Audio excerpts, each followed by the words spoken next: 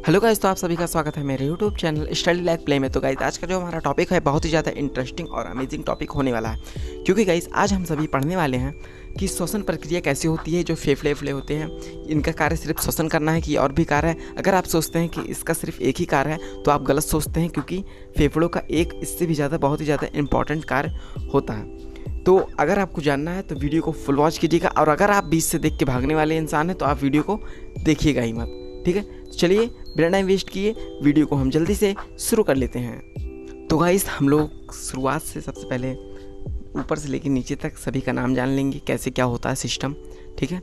इसे नासाद्वार या कह सकते हैं, इसे ही क्यों कहते हैं, क्या होता है, इन सभी के बारे में आज हम समझ लेते हैं। तो गाइस, आप देख सकते हैं ये जो नाक से हमारा एरिया शुरू होता है, नाक वाला एरिया, इसे हम नासाद्वार कहते हैं, ठीक है ना। ये हमारा, इसे हम नासाद्वार कहते हैं, ये वाला एरिया, ठीक है। और उसके नीचे आता है हमारा मुख, तो मुख गुहा सीधा सा, ये सब तो आप जानेंगे रहे होंगे। दोनों ये जो मुख गुहा नासाद्वार की नली एक में मिल जाती है और ये पेट तक जाती है, जिसे हम ग्रसनी के नाम से जानते हैं, ठीक। उसके नीचे आता है हमारा कंठ। बहुत से लोगों को आपने देखा होगा कि यहाँ पे हड्डी टाइप में निकली होती है गले के पास, उससे हम लोग कंठ कहते हैं। उसके नीचे आता है श्वास नली, उसके नीचे तो उपस्थि नली। ये आपको जानने वाली चीज़ें होती हैं, क्योंकि जब आप सांस भरते हैं तो जैसे आपने सांस भरी तो ये जो नली है हमारी, ये वाली नली, ये तो फूल जाएगी। लेकिन जैसे आपने सांस छोड़ा तो अब इस नली में कोई भी चीज़ नहीं है, तो ये क्या होगी, आपस में आके चिपक जाएगी, और जब चिपक जाएगी तो आप सांस नहीं ले पाएंगे, आप मर जाएंगे, ठीक। तो इसी को दूर करने के लिए उपस्थि वलय होता है। ये सी नुमा आकार का ऐसे लगा होता है, ऐसे, ठीक है, उसी में लगा होता है। ये दोनों तरफ से ऐसे पकड़े हुए होता है, और ये पाइप को जो है बीच में चिपकने नहीं देता है। उपस्थि वलय का कार्य ये होता है। ये बोर्ड परीक्षा में वैसे तो हो सकता हो ना आए, लेकिन आ भी सकता है, क्योंकि अब तो बोर्ड परीक्षा कठिन होती जा रही है, तो आप इसको ज़रूर से समझ लीजिए। वैसे ये बहुत आसान है, ठीक। अब ये जो है उपस्थि वलय लगे लगे जो है, देखिए यहाँ तक आती है। अब ये दो भागों में विभाजित हो जाती है, दो नली, ठीक है, दोनों ओर विभाजित हो जाती है। तो ये जो इस तरफ का एरिया होता है, ठीक है, इसे हम क्या कहते हैं, श्वसनी, ठीक। इसे हम श्वसनी कहते हैं, इस वाली और इस वाली एरिया को हम लोग श्वसनी कहते हैं। इससे हम एक तरफ का पार्ट लेते हैं, ये वाला पार्ट लेते हैं पहले इस वाले फेफड़े में, ठीक है ना। अब ये देखिए यहाँ पे आता, तो ये देखिए पेड़ नुमा संरचना के तरीके ऐसे ऐसे ऐसे ऐसे ऐसे ऐसे ढेर सारा ऐसे निकला रहता है, और यहाँ पे कोपिका कोश जुड़ी हुई होती है, ठीक, जंकाड़ के तरीके रहता है, इसे हम कोपिका, और ये आखिरी में आके कोपिका कोश। अभी जो पतली पतली ऐसे ऐसे ऐसे ऐसे ऐसे डालियाँ गई होती हैं, इसे हम श्वसनिका कहते हैं।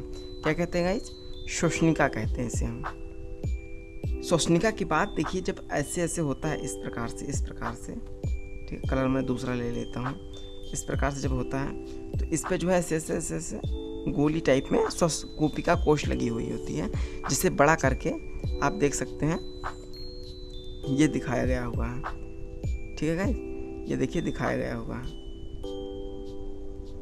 तो आई होप आपको समझ में आ रहा होगा कि ये जो है हमारा कोपिका कोश होता है। अब सबसे बड़ी बात ये होती है कोपिका कोश की, कि इसी का महत्वपूर्ण कार्य होता है, ठीक, सांस लेने का और ले जाने का।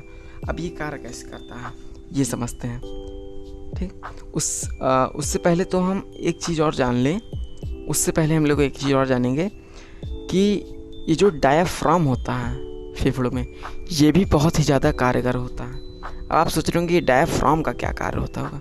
सबसे पहले मैं आपको इसी के बारे में समझा देता हूँ। तो ये जो हमारा फेफड़ा होता है, ये जो पूरा श्वसन तंत्र है, ये सिर्फ सांस को खींच सकता है, सांस को छोड़ नहीं सकता। अब आप लोग सोच रहे होंगे ये मैं क्या कह रहा हूँ, मैं सही कह रहा हूँ। ये जो फेफड़ा होता है, ये इसकी सांस खींचने की क्षमता तो होती है, लेकिन सांस छोड़ने की क्षमता इसके पास नहीं होती है। ये क्षमता होती है डायाफ्राम के पास। अब ये कैसे होता है, ये जो डायाफ्राम है आप देखेंगे इस प्रकार से कुछ यूं, ठीक है ना, उल्टा यू के प्रकार का। क्यों है ऐसा, जब आप जो है सांस छोड़े रहेंगे तो ये यू के आकार करेगा, उल्टा, लेकिन जैसे ही आप सांस भरेंगे तो ये सीधा यू बन जाता है, यानी कि ये इस प्रकार से कुछ हो जाता है। अब ऐसा क्यों होता है, जब आपने सांस खींचा, फेफड़े ने तो सांस भर लिया, ठीक, और ये हमारा ऐसे हो जाता है। अब नीचे जगह कम रहती है, तो कह सकते हैं आप कि यही जो है पंप मारता है ऊपर की तरफ। यही जो है डायफ्राम जो हमारा ऐसे रहता है, ये सीधा होने की कोशिश करता है इस तरह से। और जैसे ही ये सीधा होगा क्या होगा, फेफड़े को ये पुश मारेगा, तुरंत फेफड़ा जो है बाहर को हवा फेंक देता है। इसी प्रकार से फेफड़ा जो है कार्य करता है। फेफड़ा सांस खींच लेगा लेकिन छोड़ नहीं पाएगा। ये बहुत ज़रूरी बात है, आपको याद रखने वाली बात है, ठीक है ना। ये जो फेफड़ा फूल तो जाएगा लेकिन पचक नहीं सकता खुद की बिना डायफ्राम की मदद के। अब ये बात आपको समझ में आ गई होगी। अब मैं आपको बताता हूँ कि इसमें एक और कार्य जो होता है वो कौन सा होता है। इसमें जो ये फेफड़े वाला हिस्सा है, ये जो नासाद्वार होता है, ये जो है किस चीज़ को शुद्ध करता है, आप ये चीज़ अभी नहीं पता होगा आपको। ये जो है रक्त को शुद्ध करता है। रक्त यानी ब्लड को, ये जो हमारा ब्लड होता है, ब्लड, ठीक है ना, इसे ये जो क्या करता है, शुद्ध करने का कार्य करता है।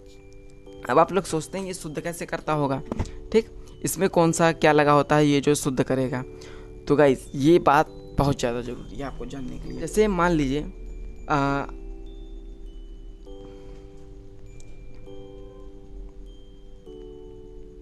जो हमारा हृदय होता है उसमें दो प्रकार के रक्त होते हैं, एक अशुद्ध रक्त, एक शुद्ध रक्त। क्या आपको पता होगा।